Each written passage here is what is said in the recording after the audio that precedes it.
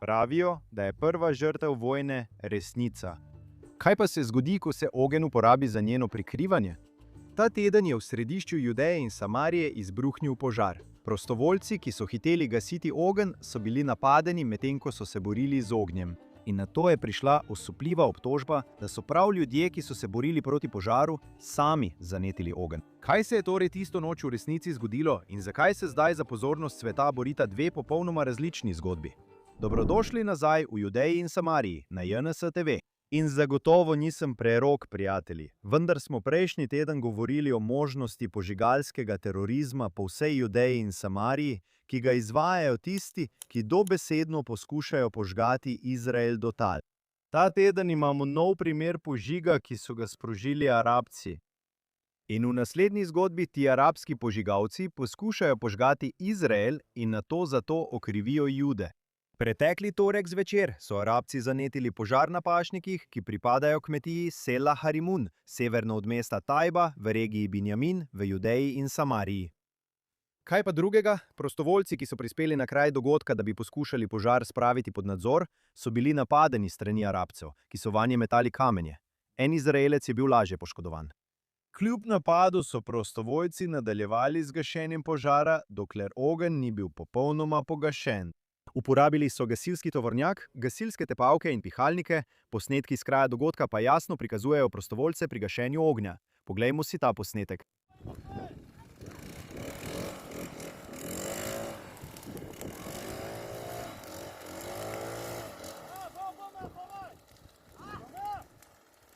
Tako vidite, kako so prišli Judi in pogasili požar.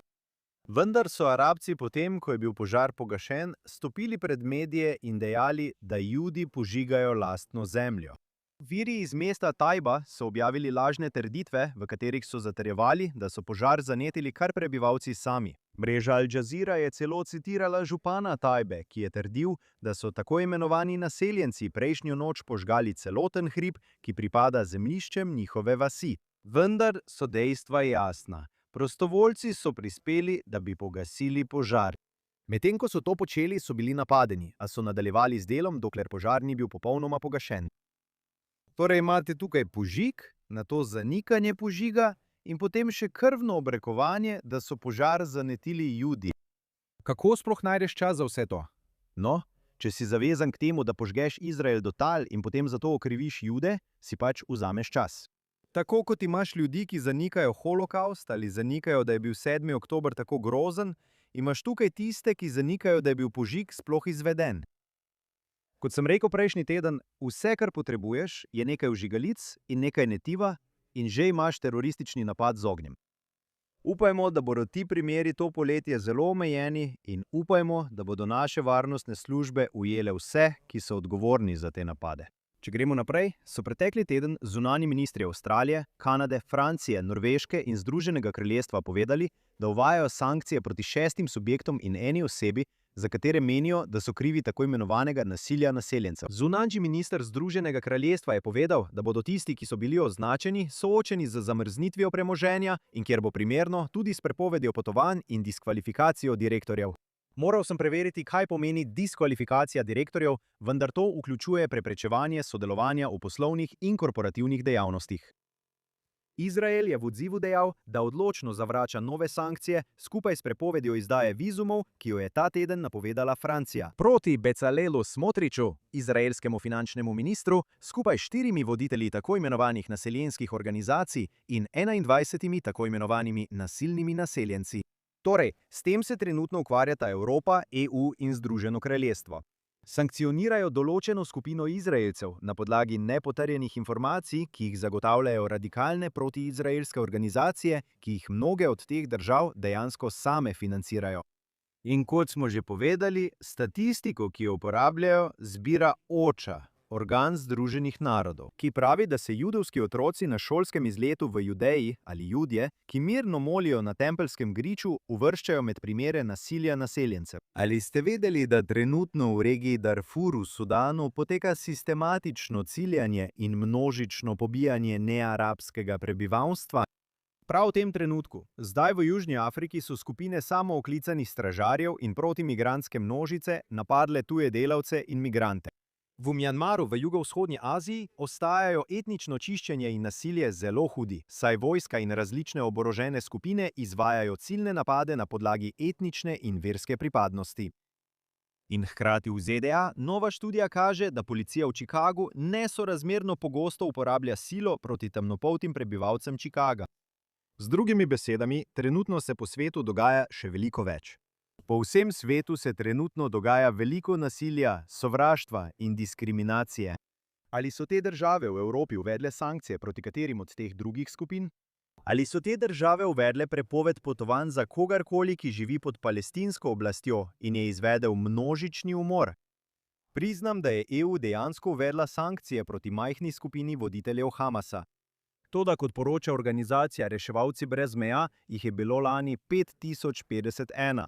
Pomislite na to, 5051 terorističnih napadov v Judeji in Samariji, ki so povzročili 24 mrtvih in več kot 400 ranjenih.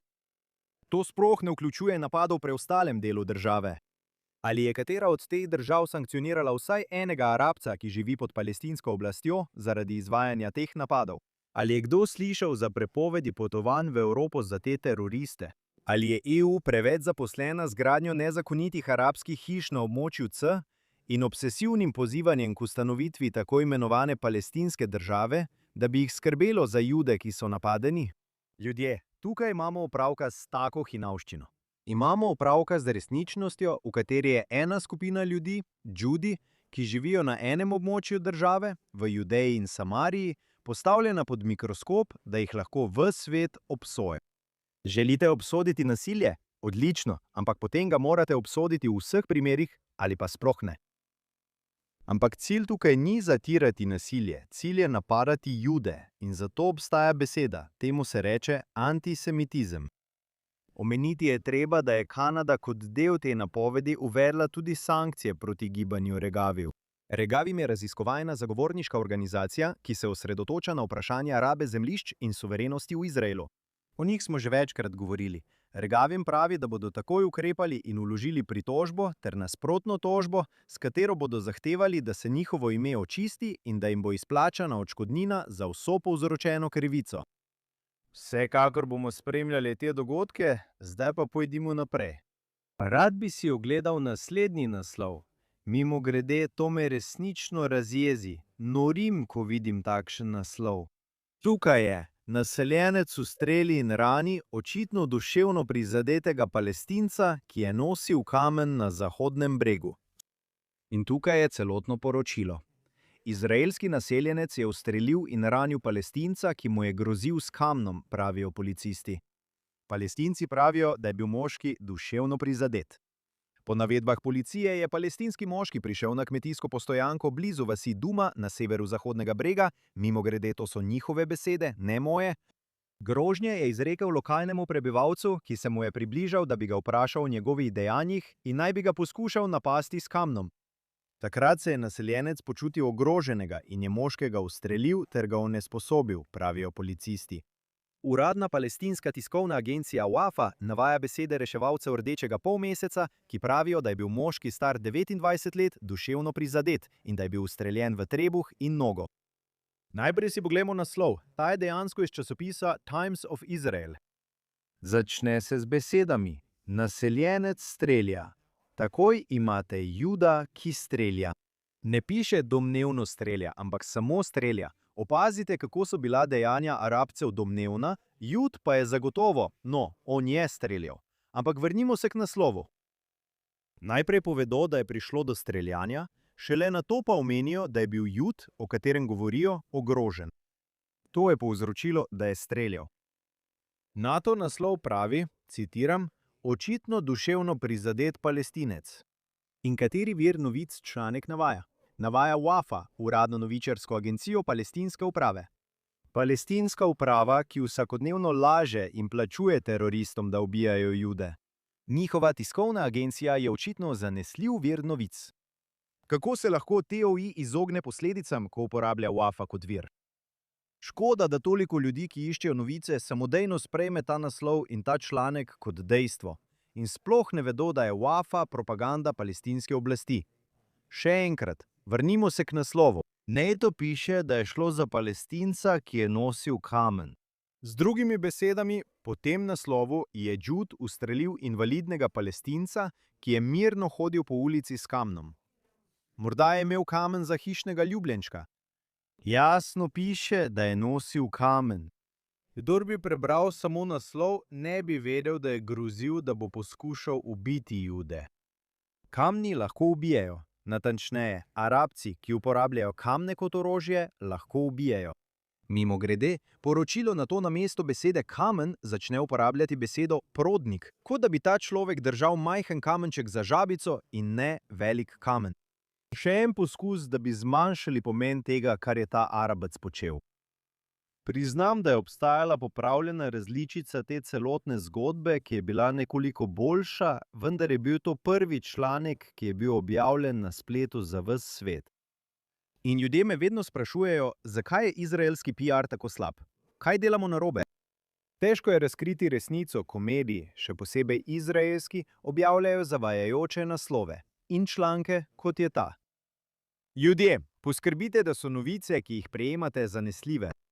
Hkrati se potrudimo po svojih najboljših močeh, da razkrijemo resnico, še posebej, ko gre za Jude v Judeji in Samariji, ki so vsak dan pod drobnogledom celega sveta. Zdaj pa naprej. Prejšnji teden smo poročali o groznih novicah, da je bil Izraelec ubit strani arabskega terorista v središču države.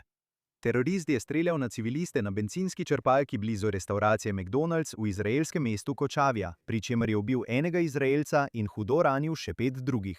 Kot poudarja, Palestinian Media Watch je bil terorist, ki so ga kasneje identificirali kot izraelskega Arabca iz mesta Tajba, ustreljen in ubit strani izraelskega policista.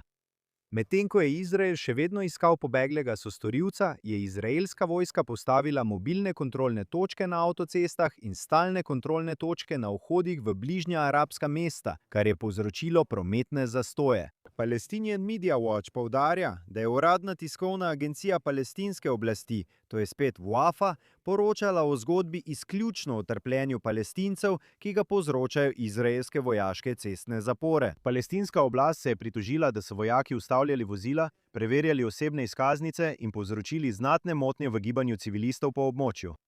Ni bilo nobene omembe terorističnega umora ali potrebe Izraela, da poišče drugega terorističnega sostorilca, ki je bil mimogrede kasneje ujet.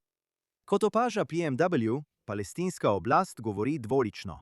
Neposredno spodbuja teror proti Izraelcem, hkrati pa se po terorističnem napadu postavlja v vlogo žrtve, ignorira napad in se osredotoča na okrepljen varnostni odziv ter kako ta vpliva nanje in samo nanje. Palestinska oblast po terorističnem napadu ne bo točila solz. Misliš, da je palestinska oblast jokala po 7. oktobru? Seveda ne. Ampak palestinska oblast bo jokala zaradi prometnih zastojev in zaradi tega vojaki IDF skrbijo, da ni več teroristov na prostosti. Poskušali bodo dobiti čim več medijske pozornosti, da bi grajali Izrael zaradi postavitve kontrolnih točk za reševanje življenj. In prepričan sem, da so bili glavni mediji, ki so nasedli temu, ali pa so vedeli, da gre za lažne novice, a so vseeno poročali o tej žalostni zgodbi. Stavili bi denar na to. Tako kot je Al Jazeera širila lažne novice, ko je dala prostor županu, ki je trdil, da so požare zanetili Judi, sem prepričan. Mediji so poročali, da Izrael rad moti življenja Arabcev, pri tem pa sploh niso ali pa komaj da omenili teroristični napad, ki je vzel življenje in zavedno spremenil življenja. Ljudje, čas je, da se zbudimo. Čas je, da se Izrael zbudi. To je palestinska oblast v eni povedi. Oni niso naši partnerji za mir. V to zmedo smo zašli v 90. letih in čas je, da najdemo način, kako se iz tega enkrat za vselej izvleči. Zdaj pa naprej. Amnesty International je ta teden obtožil Izrael, da izvaja državno sponzorirano kampanjo etničnega čiščenja v Judeji in Samariji, kar oni imenujejo Zahodni breg, proti beduinskim in palestinskim pastirskim skupnostim. V zadnjih 3 letih in pol, po njihovih besedah, zasnovano za pospešitev aneksije tega ozemlja. Poročilo Amnesty International, ki je pogost kritik Izraela, je podrobno opisalo, kar so imenovali nasilje naseljencev, vandalizem in še več.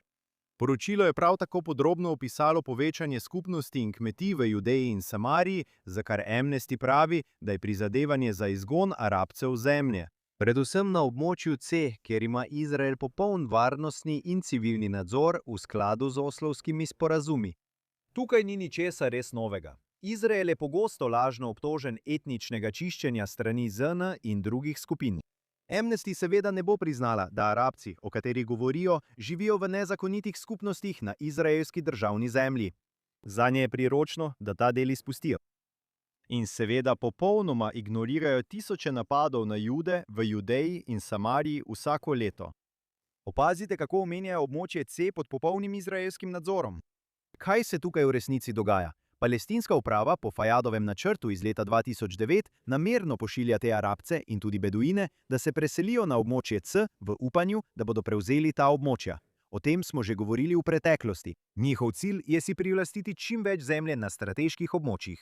In če bi Izrael kdaj začel pogovore s palestinsko upravo, kar naj se prosim Bog nikoli ne zgodi, bodo oni zahtevali zemljo, ki so jo ukradli, kot svojo. Običajno pravijo, da so ta območja del tako imenovanih starodavnih palestinskih ozemelj izpred tisočih let. Toda, kot je Regavin pokazal s fotografskimi dokazi, ki segajo več kot 100 let nazaj in še dlje, na teh območjih ni bilo nobenih arabskih vasi. Vse je prevara, vse je igra. In Amnesty vedno znova zavzame stran proti judovski državi. Ne nasedajte temu, ne verjemite lažem, ki jih širijo. Oni so še eno orodje, ki ga uporabljajo za poskus ustvarjanja teroristične države v Izraelovem pradavnem osrčju. Če Amnesty International reče, da je dan, morate samodejno vedeti, da je v resnici globoka noč. Kot po pričakovanjih. Jerusalem Post je ta teden poročal, da je komisija ZN za preiskave o tako imenovanem okupiranem palestinskem ozemlju objavila poročilo, v katerem obtožuje izraelske oblasti, da so vpletene v tako imenovane napade naseljencev na Zahodnem bregu, ki so poškodovali ali ubili Palestince. Poročilo ZN trdi, da so izraelske oblasti omogočile napade naseljencev s finančno in vojaško podporo v domnevnem ozračju nekaznovanosti, ki ga spodbujajo pravosodni in organi pregona. Mimogrede, ugotovili so tudi, da je teroristična skupina Hamas zagrešila vojne zločine, tako proti Izraelcem kot Palestincem.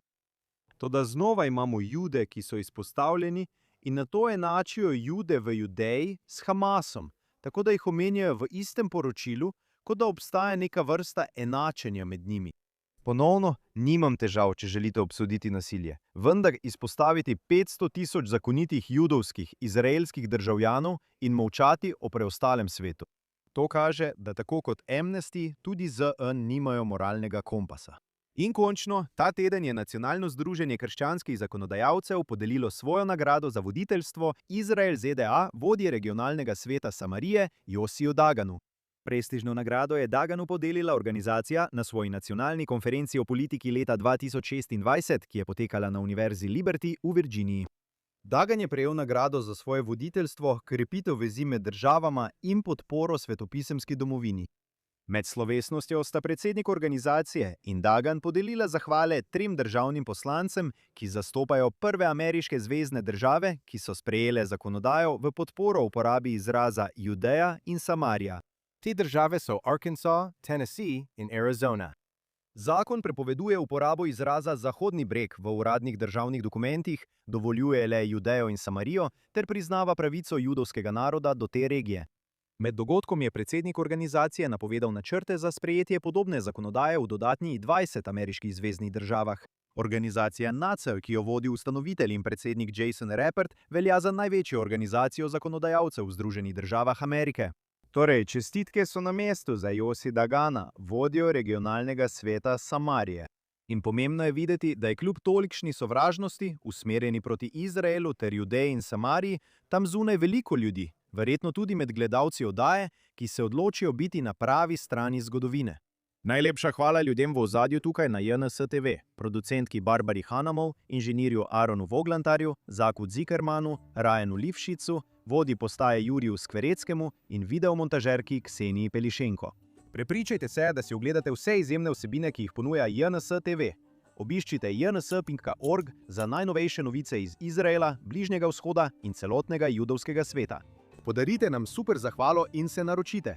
Najlepša hvala, da ste se nam pridružili v še eni oddaji Judeja in tukaj, samo na JNS TV.